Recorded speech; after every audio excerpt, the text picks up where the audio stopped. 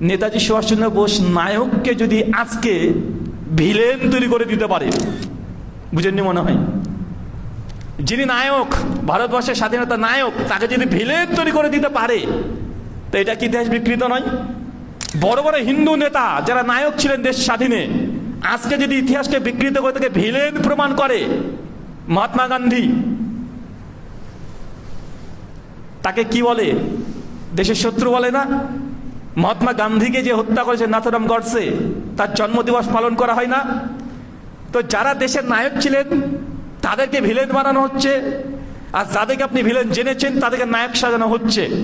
তার মানে 100 বছরের মধ্যেই যদি এত ইতিহাসে পরিবর্তন হয়ে যায়, নায়ককে ভিলেন, ভিলেনকে নায়ক বানিয়ে দেওয়া হয়, তো মুসলমানরা 800 বছর শাসন করেছিলেন, আজ থেকে 1000 বছর আগে 800 বছর শাসন করেছে, তো মুসলমানের ইতিহাস তারা বিকৃত করবে না, এটা কিভাবে আপনি ধরে দিতে পারেন?